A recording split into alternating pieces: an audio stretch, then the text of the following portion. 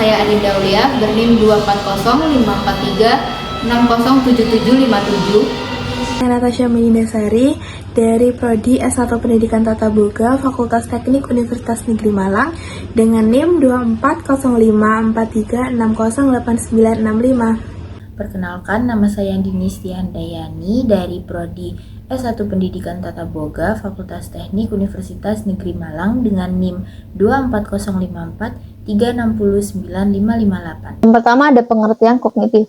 Kognitif adalah aspek penting dalam perkembangan individu yang mencakup kemampuan berpikir, memahami, mengingat, menalar, serta memecahkan masalah. Nah, kognitif lebih mengedepankan proses belajar berpikir kritis dibandingkan hasilnya. Nah, jadi belajar bukan hanya sekedar stimulus dan juga respon, melainkan bagaimana cara individu itu berpikir lebih lanjut. Nah, ciri khas dari teori belajar kognitif ini adalah menggunakan sebuah objek untuk mewakili sesuatu, misalnya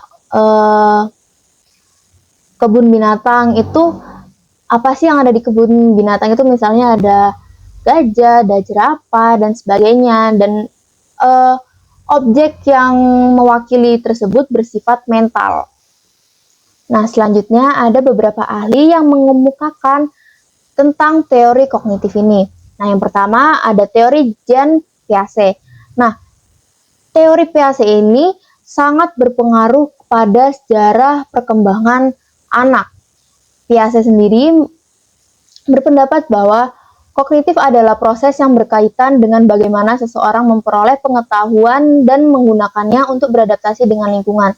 Nah, jadi Piaget ini beranggapan bahwa anak-anak adalah seorang penjelajah yang terus-menerus menerima rangsangan baru gitu, atau kejadian atau peristiwa yang baru.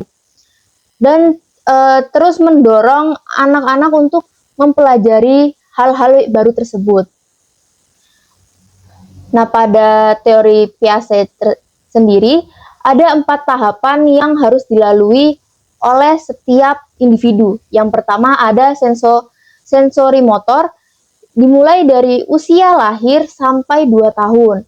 Nah, di usia ini anak baru bisa melakukan beberapa hal seperti melihat, mendengar, atau menyentuh. Nah, yang kedua ada tahap praoperasional, dimulai dari usia 2 tahun sampai 7 tahun. Nah, pada tahap ini anak sudah mulai memiliki kemampuan untuk berpikir, walaupun itu hanya sedikit atau baru muncul. Jadi kemampuan berpikir itu baru muncul pada tahap praoperasional ini. Nah, tahap ketiga ada tahap operasional konkret yang dimulai dari umur 7 tahun hingga 11 tahun. Nah, di sini seorang individu atau anak mulai mempunyai pikiran yang lebih luas, walaupun tidak seluas pada tahap berikutnya. Tapi di sini anak sudah mulai berpikir dan bernalar lebih lanjut lagi. Yang terakhir ada tahap operasional formal, yaitu dimulai dari usia 11 hingga 12 tahun ke atas, dan bahkan juga bisa pada saat ini, umur kita saat ini, misalnya sampai umur 20 tahun dan seterusnya. Nah, di sini tahap terakhir ini anak atau individu sudah memiliki nalar yang lebih luas lagi. Jadi mulai memikirkan hal-hal yang abstrak atau tidak dipikirkan pada tahap-tahap sebelumnya, dan sudah mampu membentuk kumpulan pemikiran yang logis dibandingkan pada tahap-tahap sebelumnya. Yang kedua ada Jerome S. Bruner. Nah, Bruner adalah seorang ahli psikologi yang melopori aliran psikologis kognitif. Nah, psikologis kognitif ini mendorong agar pendidikan memberikan perhatian lebih pada pentingnya perkembangan berpikir. Bruner berpendapat bahwa seseorang belajar paling baik ketika terlibat langsung dalam proses menemukan pengetahuan, bukan sekedar menerima informasi secara pasif. Nah, akhirnya pandangan ini melahirkan sebuah konsep yang dinamakan discovery learning. Discovery learning adalah sebuah pendekatan pembelajaran yang mendorong siswa untuk mengeksplorasi, melakukan penyelidikan, dan menemukan sendiri prinsip atau konsep untuk dipelajari. Nah, pada penerapannya dalam pembelajaran discovery learning ini, guru memberikan sebuah informasi atau menyediakan sebuah sarana bagi siswanya, dan siswanya sendiri adalah menyusun informasi, mengeksplorasi dari informasi yang sudah diberikan oleh guru. Nah, contohnya nih, pada saat pembuatan roti. Nah, guru memberikan bahan dasar seperti tepung, gula, ragi, dan sebagainya. Nah, tetapi guru ini tidak secara langsung memberikan kayak kalian menjelaskan secara langsung bagaimana cara pembuatan roti ini, mulai dari tahap awal sampai tahap akhir. Nah, tetapi di sini guru mendampingi siswa untuk mulai dari mencari resep, terus juga melakukan proses pembuatan roti atau praktek pembuatan roti tersebut. Nah, pada akhirnya siswa sendiri menemukan hasilnya, karena hasil dari setiap anak itu berbeda. Jadi siswa dapat membandingkan hasilnya satu sama lain, dan dari situ siswa bisa berpikir secara kritis, apakah ada yang salah dari roti yang dia buat, apa dari bahan. Yang terakhir ada dari David Ausubel.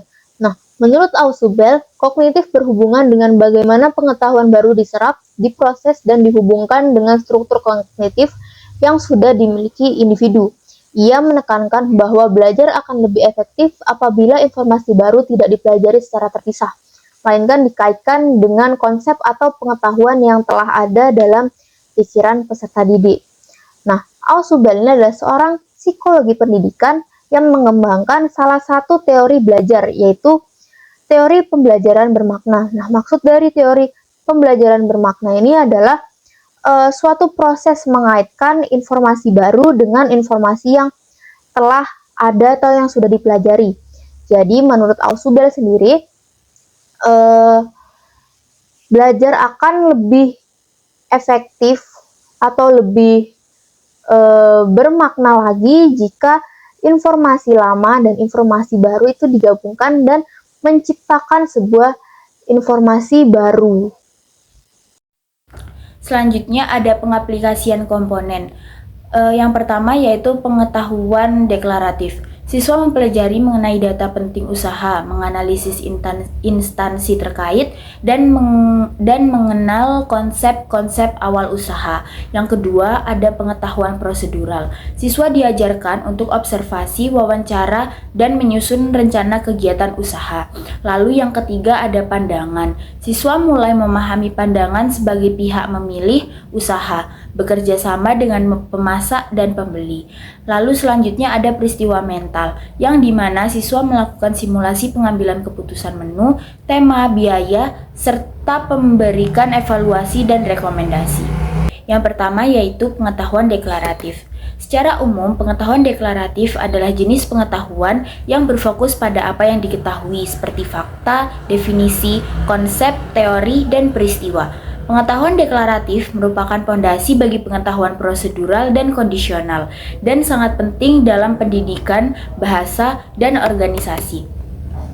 Menurut Oxford Reference, pengetahuan deklaratif adalah awareness and understanding of factual information about the world, knowing that in contrast to knowing how. Artinya, pengetahuan deklaratif terkait dengan mengetahui bahwa sesuatu benar, bukan terkait bagaimana melakukannya. Untuk menjadi pengetahuan deklaratif, informasinya harus benar, individu harus mempercayai dan berada dalam posisi untuk mengetahuinya. Yang kedua, ada pengetahuan prosedural. Menurut John R. Anderson, pengetahuan prosedural adalah pengetahuan tentang bagaimana melakukan sesuatu, biasanya berupa langkah-langkah atau aturan yang digunakan untuk menyelesaikan tugas atau aktivitas. Pandangan. Pengetahuan deklaratif memiliki 4 pandangan, yaitu teoristis, Dan yang kedua adalah pengetahuan prosedural atau praktis. Pengetahuan prosedural berkaitan tentang bagaimana cara melakukan sesuatu seperti langkah-langkah atau prosedur. Yang ketiga ada JEGMI atau menyatakan bahwa pengetahuan prosedural melibatkan keterampilan yang diperoleh melalui latihan. Lalu yang keempat ada Wolford tahun 2009 menyatakan bahwa pengetahuan deklaratif adalah pengetahuan apa yang menjadi dasar sebelum seseorang bisa melakukan bagaimana. Yang selanjutnya adalah peristiwa mental. Peristiwa mental dalam konteks model kognisi ini berfokus pada kemampuan seseorang dalam melakukan penilaian atau judgment dan pengambilan keputusan. Meskipun pengetahuan deklaratif, prosedural, serta pandangan seperti sikap, disposisi, dan orientasi menjadi bagian penting dari model kognitif, kepemilikan pengetahuan tersebut tidak secara otomatis menjamin bahwa seseorang mampu mengambil keputusan yang tepat. Penilaian dan pengambilan keputusan adalah aktivitas mental yang kompleks di mana individu harus mampu menimbang berbagai alternatif atau konsekuensi yang mungkin timbul pada saat pengambilan keputusan. Kondisi ini menuntut untuk individunya memiliki keterampilan berpikir kritis dan evaluatif yang tinggi sehingga keputusan yang dihasilkan dapat memberikan manfaat yang optimal meskipun didasarkan pada data dan informasi yang terbatas. Pada kenyataannya, pembelajaran tidak cukup hanya memberikan siswa sekedar pengetahuan teoritis saja, tetapi harus mengarahkan mereka untuk dapat mengasah kemampuan penilaian dan juga pengambilan keputusan yang efektif. Kemudian adalah pengaplikasian komponen simulasi dalam pengembangan usaha catering berbasis kuliner daerah. Untuk pengetahuan deklaratif, itu siswa mempelajari mengenai data penting usaha, menganalisis instansi terkait, dan juga mengenai konsep-konsep awal usaha. Peserta didik diharapkan dapat mempelajari mengenai konsep awal usaha agar dapat mengetahui bagaimana keputusan yang dapat diambil untuk di masa depannya. Kemudian adalah pengetahuan prosedural, siswa diajarkan untuk observasi, wawancara, dan juga menyusun rencana kegiatan usaha. Siswa diharapkan dapat mandiri dalam melaksanakan pengembangan usaha ini, makanya perlu dari pengetahuan prosedural yang wajib dimiliki oleh siswa. Yang ketiga adalah pandangan, di mana siswa mulai memahami pandangan sebagai pihak pemilik usaha bekerja sama dengan pemasok dan pembeli. Dalam hal ini, diharapkan siswa dapat mengetahui bagaimana kondisi ketika dia menjadi pemilik usaha tersebut, kemudian memikirkan mengenai bagaimana caranya untuk bekerja sama dengan pemasok dan bekerja sama dengan pembeli. Yang terakhir adalah peristiwa mental, di mana siswa melakukan simulasi pengambilan keputusan, tema, biaya, serta memberikan evaluasi dan juga rekomendasi. Dalam hal ini, siswa diharapkan dapat mengambil keputusan yang terbaik dan diharapkan pula keputusan yang diambil tidak akan disesali di kemudian hari. Kesimpulan utama makalah ini adalah bahwa pengembangan kognitif merupakan aspek vital dalam pendidikan yang harus diintegrasikan secara sistematis dan juga pragmatis ke dalam pembelajaran melalui metode interaktif dan berbasis pengalaman, sehingga mampu menghasilkan lulusan yang tidak hanya memahami teori, tetapi juga mahir dalam menerapkan pemikiran kritis, kreatif, dan pengambilan keputusan yang efektif di dunia nyata. Pembelajaran kognitif yang holistik ini mempersiapkan peserta didik untuk mampu menjalani kehidupan yang kompleks dan menghadapi ketidakpastian dengan kesiapan mental dan intelektual yang kuat.